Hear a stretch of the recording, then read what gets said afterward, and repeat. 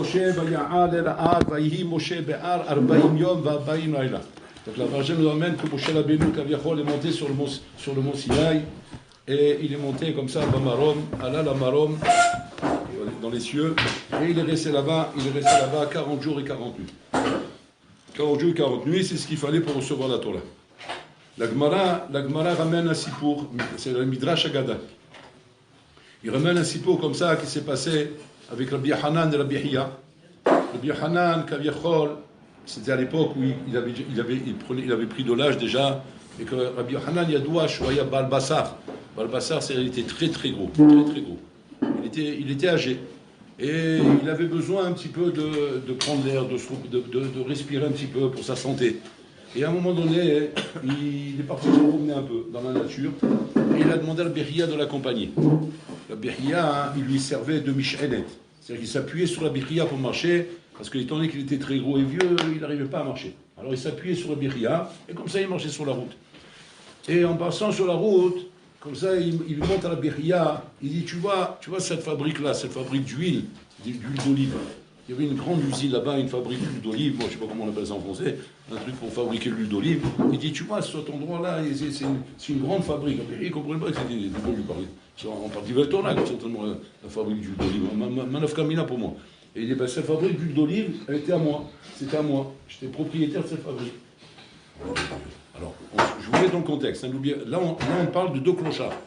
C'est deux clochards qui marchent sur la route. C'est un moment, tu les vois les deux clochards. C'est deux misérables. Tu vois, deux vrais animes. Pas comme les animes d'aujourd'hui. Tu les vois, à chaque fois, ça fait que tu es dans les zagas. Tu vois, un vrai anime. Même s'il ne vient pas te demander, tu cours derrière lui pour donner la zakat. Tellement tu vois l'anime. Deux animes. Ils marchaient comme ça. Ces deux animes étaient deux Gdol Israël et deux Gdolador. C'était deux animes. Et donc il lui dit, tu vois, cette usine était à moi. Elle était à moi, c'est-à-dire que maintenant, j'étais riche. J'avais une usine qui rentrait de l'argent. Je faisais de l'huile d'olive avec ça. Et l'huile d'olive, à l'époque, c'était le produit. Et bien, il dit, et alors il dit, alors, je l'ai vendu. Je l'ai vendu pour la Torah, pour étudier la Torah. Après, il continue à marcher. Bon, pour l'instant, il ne disait rien. Après, il voit un endroit là-bas, il dit, tu vois là, cette fabrique de farine, ils font pour faire là, c'est pour la farine, ils prennent le blé, ils font la farine. C'est une grande entreprise. C'était à moi. C'était moi le propriétaire. Il dit alors, il dit, je l'ai vendu pour étudier la Torah. Et comme ça, il lui fait sur 2-3 trucs comme ça encore. C'est-à-dire qu'il montre par là que Rabbi Hanan était très riche. Et qu'il a tout vendu pour étudier la Torah. Et maintenant, tu le vois, c'est un clochard. Tu dis quoi, mais vous avez fait faillite. Vous avez tout perdu. Tu dis non, j'ai tout vendu pour la Torah. Et Rabbi Hiya, à ce moment-là, il s'éclate en sanglots. Il se met à pleurer. Rabbi Hanan, il le regarde, il dit, Lama taboché, pourquoi tu pleures? Il dit, je pleure parce que vous n'avez rien laissé pour vous. Pour étudier la Torah, vous avez tout vendu, vous n'avez plus rien. Alors il le regarde, il lui dit, Rabbi Hiya, c'est facile pour toi, à tes yeux, que j'ai vendu un monde qui a été créé en 6 jours, et j'ai acheté avec ça une Torah qui était donnée en 40 jours et 40 nuits. Il y a à comparer, Birla. Ça, c'est un produit, 6 jours il a fallu Hachem pour le faire. Là-bas, 40 jours il a fallu Hachem pour la descendre, la Torah. Regarde un peu la disproportion. Je parle de tout le monde entier, avec la création, le cosmos, tout ce que tu veux, 6 jours. En 6 jours, tout était emballé, tant servi. Là, il a fallu 40 jours et 40 nuits. Est-ce que je n'ai pas fait une bonne affaire? Peut-être que j'ai fait une bonne affaire. Et Bechol Zot, Rabbi Hiya, il a pleuré. Tous les fragines demandent, quoi, Rabbi Hiya, c'est pas ça? Qu'est-ce qu'il a besoin de lui dire 40 jours, 6 jours? Comme c'est que Rabbi Hiya, il avait un problème de se demander si la Torah est plus hachoua que ça, et que Rabbi Hiya, il avait un minute de dire, tu n'as pas fait une bonne affaire. Mais il va qu'il y a surtout pas Rabbi Hiya. Peut-être un Baal Tshuva, un bonhomme, il y a des gens qui ont connu le monde matériel, alors peut-être eux, ils auraient un problème de réagir comme ça. Mais Rabbi Hiya, c'est une Torah ambulante, comme toi, Rabbi Hanan, pareil, c'est des grands, ça, c'est pas des rigolos, c'est des Torah ambulantes. D'abord, pourquoi il pleure, Birla? Et deuxièmement, pourquoi Rabbi Hanan, il a besoin de lui faire une démonstration, Birla? C'est quoi le chikoul qu'il y a ici? Cheshbon. Alors voilà, comme je vous l'ai dit, on parle de deux animes, ils sont tous les deux animes. Rabbi Hanan, effectivement, a connu la richesse. Mais Rabbi Hiya, Rabbi Hanan, en fait, et Rabbi Hiya, ici, ils sont une mahloket be'ashkafa Torah. Ils sont mahloket be'ashkafa Torah. Ma Torah. C'est quoi le Torah? Rabbi Hanan, il tenait que quoi? Que Adam shirosé l'iskot Torah, ça veut dire pas shoot, l'ichyot betachkut. Bedochak. Ça, c'est le de Rabbi Hanan. Rabbi Hiya, il tenait, non. Ça ne veut pas dire que, Shalom, si maintenant j'ai pas, je ne dois pas étudier la Torah, attention. Mais tu diras, si maintenant tu n'as pas, Bediavad, t'acheter ma Torah. Aval Belel Brira. Parce que tu n'as pas. Mais si tu as, contraire. Avec ça, tu vas encore mieux étudier. Bahloket al Bihan al Birien. C'est-à-dire que ça n'a rien à voir avec la Bahloket al Bishimon, al Bishmael. Ça, c'est une autre Mahloket. Le Bishimon al Bishmael, si tu Mahloket là-bas, est-ce qu'un homme, il doit être mamash, comment dire, Torato, Manuto, à la chita de Rabbi Shimon, c'est-à-dire, Torah ta me'ara. C'est-à-dire, trouve-toi une me'ara, enferme-toi là-bas, ouais, Hachem va pouvoir au besoin, et vas-y, chef Tilma Torah. C'est comme là, tafkir et ta'olam les gamres. Et ici, toi là-bas. Et Rabbi Shimon dit non, il a fait Torah une derechel. C'est-à-dire, quand même, il faut être me'orav ba'olamazé. Il faut avoir des trucs dans son olamazé. Et là-bas, il m'a dit, beaucoup ils ont fait comme Rabbi Shimon, Arta Biadam, que Rabbi Shimon, Arta Biadam. Donc, c'est-à-dire que quoi? C'est comme ça le derech. On est obligé d'être me'orav ba'inyanim ha'olamazé. Ça, c'est la Torah d'Rabbi Shmuel. Maintenant, attention, Rabbi Shmuel, c'est l'avrichim. L'avrichim, c'est Rabbi Shmuel, c'est pas Rabbi Shimon. Rabbi Shimon, ça n'existe pas aujourd'hui. C'est même un avraire, c'est pas Rabbi Shimon. Un avraire, c'est un homme qui est me'orav, il m'a inyanim. Il étudie au collège, mais aussi, il a des inyanim. Donc ça, c'est Rabbi Shmuel. Rabbi Shimon, il n'y a pas de inyanim. Il n'y a pas ni collège, ni wallo, où il est, on ne sait pas où il est, disparu. Il a disparu de la terre, il est dans une me'ara, quelque part dans le monde, et là-bas, Yoshev et Lomel, sans poser de questions, qu'est-ce que je mange à midi, qu'est-ce que je mange ce matin, alors c'est bon l'Orlam qui pourvoit à mes besoins, et s'il ne pourvoit pas à mes besoins, je préfère mourir. Mourir et c'est fini, et quitter ce monde. Parce que si c'est pour vivre dans ce monde, et avoir du pain, et ne pas avoir de Torah, ouais, quand on dit Imen Kemar en Torah, Imen Torah en Kemar. Ça veut dire qu'on va mourir, c'est mieux mourir. C'est pas de Torah, hein, sinon il y a Kemar. Alors, il faut du Kemar pour la Torah, mais attention qu'il y ait de la Torah. Mais s'il n'y a pas de Torah, sinon il y a Kemar. Adif, Shamout, c'est le tato. Ça, c'est Rabbi Shimon. Bon, on ne sait pas comme Rabbi Shimon, on n'arrive pas. Là, maintenant, c'est une autre marloquette, Pitom, qui apparaît ici. C'est quoi? C'est que maintenant, malgré qu'on est maintenant d'accord qu'il faut faire comme Rabbi Shmuel, c'est la Torah, im derech eretz, maintenant la marloquette, elle est. Quel derech eretz? Quel est le niveau de derech eretz? Rabbi Yochanan dit be'aniyut. La Torah, pour qu'elle soit excellente et qu'elle soit pratiquée, qu'elle soit gavoura et chazaka, il faut qu'elle soit be'aniyut. C'est pour ça que Rabbi Yochanan n'a pas hésité à tout vendre. Comme si Kaviachol il cherchait la aniyut. Alors que Rabbi Chia lui a démontré à Rabbi Yochanan, tu aurais pu entretenir tout ça. Tu aurais pu mettre des gens et te libérer pour l'étudier. Et ça t'aurait rentré de l'argent. Et avec ça, tu aurais pu étudier Ben Nachat, pas Bishuvatat. Pourquoi tu as rendu tout ça et maintenant tu te retrouves comme ça, comme un clochard, en train de ne pas savoir comment tu vas nourrir ta famille, comment tu vas tous les enfants, comment tu vas payer un loyer à la fin du mois. Non, le manière, il faut que ce soit Bedochak. Bedochak, de cette manière, on les offre la Torah. Maintenant, c'est ça le victoire qui est entre les deux. Maintenant, on comprend que par rapport à ça, c'est pour ça que Rabbi Hanani lui ramène, il y a des 40 jours et 40 nuits. Que Rabbi Chia, il sait très bien ça. Il n'a pas besoin de faire démonstration. Et là, qu'est-ce qu'il vient amener? Il veut lui amener un argument comme Sachita. Pas lui dire il y a 40 jours et là il y a 6 jours. Ça, il le sait, Rabbi Chia. Mais lui démontrer son argumentation. Lui dire comme ça. La preuve que j'ai raison, et que c'est comme ça le Hémet, c'est que regarde les conditions dans lesquelles Moshe Rabbeinu a reçu la Torah. Il a fallu qu'il se déconnecte complètement du Olam, du Olam Agashmi, sans manger, sans boire, sans dormir, déconnecté. Et que seulement dans ces conditions-là, il a été zoré la Torah. Mais il n'y a pas Hachem donné la Torah dans des conditions terriennes, dans des conditions aléa damot. Hachem, il aurait pu très bien dire, reste sur la terre, la Torah on va la donner sur la terre. Et dans des conditions où tu es sur la terre avec tes besoins que tu as sur la terre, je te donne la Torah. Non, Hachem il a dit, tu montes là au Bamarom, tu es obligé de te déconnecter. Et dans cette déconnexion, je te donne la Torah. Ça veut dire quoi? Pourquoi? C'est la chita de Rabbi Yochanan. Pourquoi Hachem l'a fait comme ça? Pourquoi Hachem n'a pas donné la Torah sur la terre? Comme là, Moshe Rabbeinu on parle, parce qu'il l'a donné sur la terre. Mais à Moshe Rabbeinu, pourquoi il a fallu qu'il déconnecte? Pourquoi? Il a vadaï pour t'apprendre ce yesod là, il dit Rabbi Yochanan.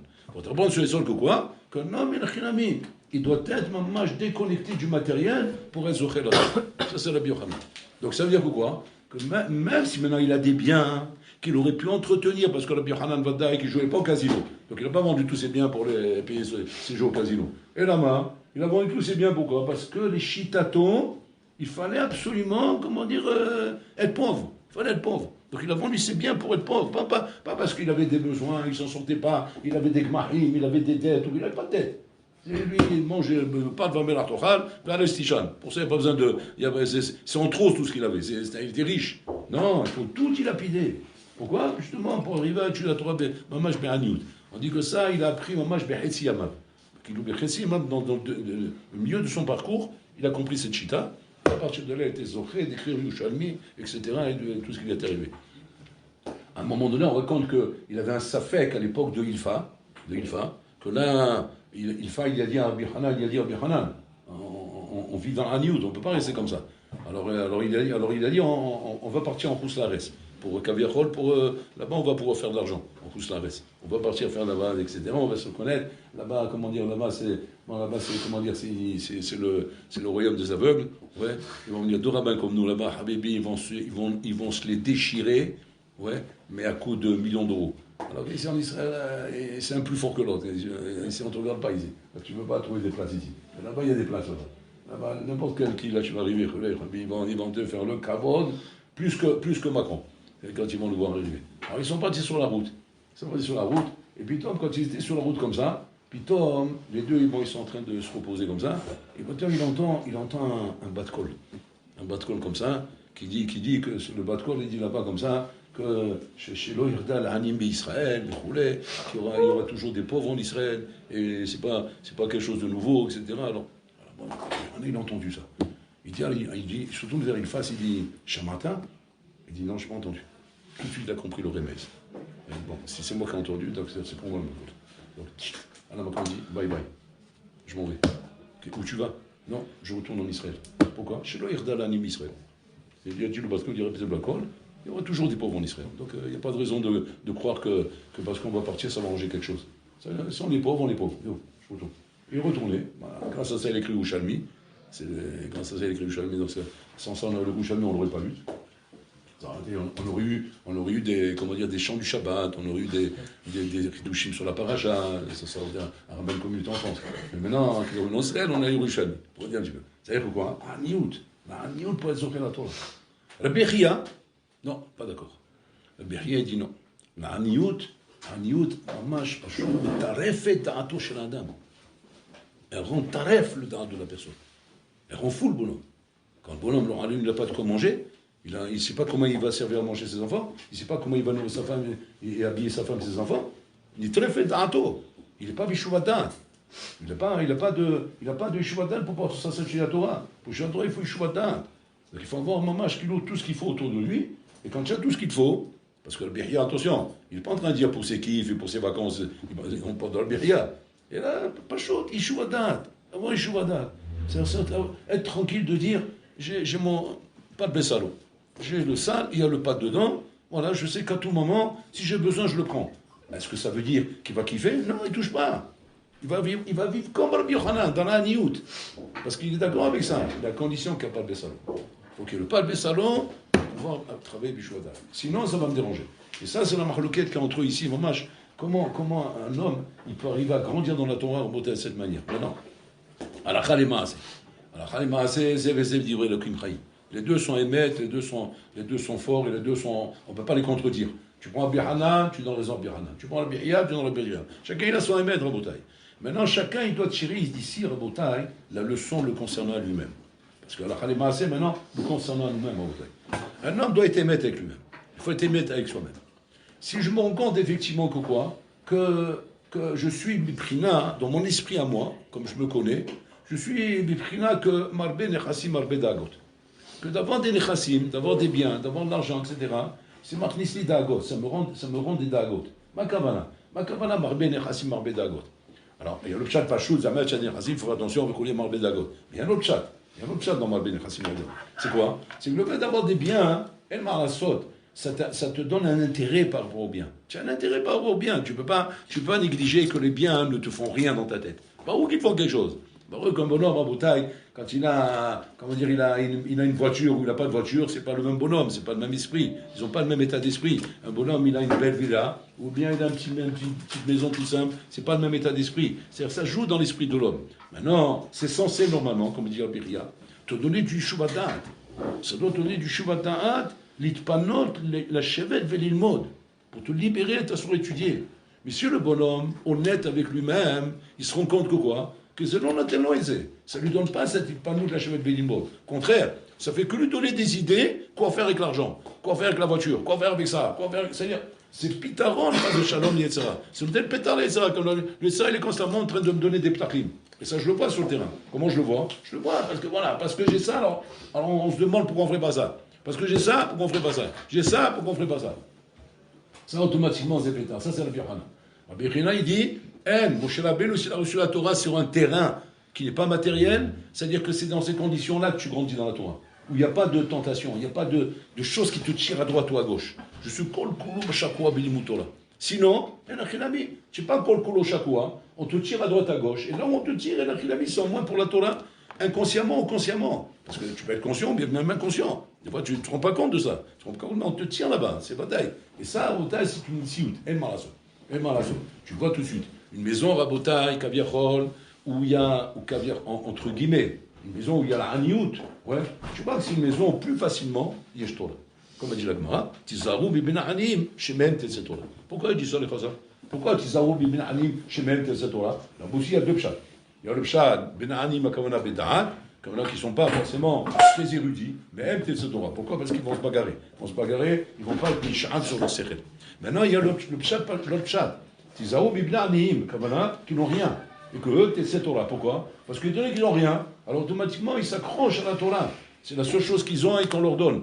Tout le reste, on leur a pris, on leur a pas donné. Donc ils vont s'accrocher à la Torah à fond en rebataille. Et un homme, il se rend compte de ça. Il voit maman, que chez les tzadikim, quand on regarde chez les tzadikim en bataille, du Dor, du Roulet, on voit ceux ils ont eu l'occasion de rentrer chez Rav Steinman, chez Rav Chaim, du Roulet, c'est tous ces tzadikim qu'on a connus, que vous avez connus, du Roulet. Tu vois que tu rentres dans une atmosphère de Haniout. Tu vois, dans un massacre de Haniout. Attention, Haniout, ça ne veut pas dire que le bonhomme ne peut pas avoir de l'argent. Il a de l'argent comme il veut, et quand il veut, et combien il veut. Combien il veut. Et beaucoup plus que n'importe quel riche du monde. Il peut avoir un bouteille. Rav Steinman, à un moment donné, on lui a dit, il y a des problèmes dans les kolélim, ils sont en train de faire des kizouzim à la Mshala. Il n'y a pas assez d'argent dans les comptes, qu'est-ce qu'on fait de Godrab? Il dit quoi? Sakana? Sakana va kolélim? Yalla, on sort en pousse la reste. Il est sorti. Il revient avec combien? Il revient avec 20 millions d'euros. En une semaine. C'est-à-dire que tu vois ici, tu vois comment il peut te mobiliser l'argent, te le faire sortir de ta de la damot, que même bon, il va travailler dur et sec pour qu'il arrive à faire 20 millions d'euros. C'est une affaire peut-être sur un budget sur un an. C'est une grosse affaire, 20 millions d'euros sur un an. Lui, en une semaine, il a été méga 20 millions d'euros. Pourquoi? Parce que Koulotora, c'est Koulotora à Botaï. Et que cet homme-là à Botaï, il n'a rien à faire avec ça. Est-ce que tu vas dire, attends, il va quand même profiter de ça. Il va prendre un petit billet pour lui, il va prendre un petit peu pour lui. Shondava. Quand on y a dit, que les médecins ils lui ont dit, vous avez problème de respiration, et ça vient à cause de l'humidité qu'il y a dans la maison. Ils ont vu que la maison, elle avait de l'humidité. C'est quoi l'humidité? Ils ont vu que les murs étaient humides et il y avait de la moisissure. Donc quand les maisons ils sont humides, ça fait de la moisissure. Et donc ils ont dit, c'est pas bon pour la santé. Ça vous dérange dans votre respiration et vos poumons. Donc il faut changer. Alors il ne voulait pas. Il dit non, on l'a masé. Alors après, il est venu son bras droit. Il a dit, Gvadra, vous avez Benishmalte, mon abchotechem. C'est votre santé, vous ne pouvez pas faire ça. Sourd, il dit bon, Benishmalte, ok, Benishmalte, c'est la Torah. C'est la Torah qui fait bouger, sinon il ne bouge pas. Alors maintenant, qu'est-ce qu'il a fait? Il a dit ok. Alors maintenant, tout de suite, qu'est-ce qu'ils ont fait? Ils sont venus, les bonhommes, pour installer les mains et choisir. Alors choisir le paratot, choisir la peinture, choisir tout ça. Il dit non. On est clair, on est d'accord. C'est pour la santé. Et oui, c'est pour la santé. Alors pour la santé, il n'y a pas besoin que ce soit joli. Alors qu'est-ce que vous voulez faire? Alors vous allez récupérer, oui, tous les restants qui restent dans les usines, les restants des balatos, les restants de c'est quoi le restant? Mais c'est pas sûr qu'on aura le métrage qu'il faut. J'ai rien à faire du métrage. Ouais, j'en ai rien à faire du métrage. Parce que pour avoir le métrage bien de toutes les balatos, les mêmes, parce qu'il faut que ce soit les mêmes. On n'est pas dans une maison comme ça, comme ça et comme ça. Je dis non, moi ça ne me dérange pas, moi. Du moment où on a bien dit, c'est pour la santé. Pour la santé, mets des balatos de toutes les couleurs. Et comme ça, sa maison, c'est devenu un beau taille. Le parterre, c'est le damka, c'est le jeu de dames. Tu as vu les jeux de dames? Comme ça. Le mur, bon, un morceau de la peinture comme ça, après la peinture comme ça, parce que bon, il a fini le saut là. Ouais, le restaurant. Voilà, c'est propre. C'est ça. Il n'y a plus de moisissure, c'est bon. Et alors, ben voilà, c'est bon. C'est comme ça en bouteille. Ça, c'est la bichana. Ça, c'est la chita de la bichana. La chita de la bichana, c'est quoi? C'est stapek bemoat. Pour que ton esprit soit complètement investi dans la Torah. et pas investi dans le choix des tapisseries, le choix des carrelages, le choix des peintures, et le choix des trucs, le choix de la voiture, et le choix des fauteuils, et le choix des trucs comme ça. Parce que ça te prend dans ton esprit, et moi, ça. Aolam hazeh mefayez c'est Adam. Aolam hazeh séduit l'homme. Il séduit l'homme, il lui donne envie d'avoir ces choses-là, et automatiquement, ça demande de l'argent, et ainsi de suite, et c'est un enchaînement à bouteille. Et Rabbi Yochanan dit non, moi je me débarrasse de tout ça pour me donner la Torah, et c'est comme ça qu'il a été zoré la Torah. Rabbi Yochanan, c'est un homme qui a été éprouvé dans sa vie. Il a perdu tous ses enfants, jusqu'au dernier. Tous ses enfants sont morts avant lui, c'est mort à la vaillon à bouteille. Le dernier enfant, il a gardé un petit os de ses enfants, tout hakira là-bas. Est-ce qu'il n'y a pas un problème de ne pas avoir enterré l'os, etc. Toute une hakira dans cette histoire de la Yochanan. On ne va pas faire la hakira maintenant. Donc il avait cette petite os, il l'avait sur lui comme ça. Ouais. Par contre, Mister Orak, il le bas chez le Touma, le poulet, Bli Bassar, parce que c'est le Bassar qui fait pour le Touma, donc il le mettait sur lui comme ça. Et qu'est-ce qu'il faisait avec ça? Il allait Menachem Avelim, Nichum Avelim. Il rentrait chez les gens, il disait pourquoi il faut essayer, il faut du courage, il faut renforcer, vous voulez. Alors les gens, des fois, ils lui lançaient, ils disaient c'est facile de faire du courage, de dire aux gens du courage, vous n'êtes pas à notre place. Alors qu'est-ce qu'il faisait? Il sortait le petit os. Il dit voilà, ça c'est l'os de mon dernier enfant. Ouais. Il est tombé dans un seau d'eau bouillante, il est brûlé là-bas. Voilà ce qu'il y a à cause de lui. Et alors, je lui dis, non, comment vous n'êtes pas brisé? Torah? Je lui mets l'eau de Torah. On sait que tout ça, c'est des pics d'eau. On prend et on vend. La force de Rabbi Yochanan. Et les gens, il les calmait à la Makom. Il calmait les gens à la Makom. C'est là le corps à dire. Il y a Gilboa, Rabbi Yochanan. Et là où il a flanché Rabbi Yochanan, où il était brisé, l'épreuve qu'il a brisée, que là, il n'a pas pu se remettre, c'est quand sa chavlouta, elle est morte. Quand Resh Lakish, il est niftar, là, il a pété un câble. Il tournait dans la nature comme un fou. On ne le reconnaissait plus. Les gens, ils tremblaient de peur. Ils disaient, mais qu'est-ce qu'il y arrive? Il était comme un fou. Il ne pas étudier. Il tournait comme ça, comme un batlan. Comme un batlan qui ne sait plus quoi faire de sa vie. Il tournait, plutôt on le voit assis à la synagogue. Plutôt on le voit assis sur un banc, dans la rue. Plutôt on le voit dormir sur le stander. Comme ça, en train de ronfler, comme ça. Comme ça. Mais qu'est-ce qu'il y arrive, Rabbi Yochanan? Les gens, ils prenaient peur. À quel écart que les Chachamim, ils ont prié pour qu'il meure. Ils parlent chez Yamout. Pourquoi? Tosot, il pose la question. Il dit, moi je comprends pas. Vous priez pour qu'il meure. Priez pour qu'il se guérisse. Tu pries pour quelqu'un. Pour se guérir de quoi? De la peine que son cerveau est mort. Qui prie qu'il se guérisse? Et voilà, ça ira bien. Impossible.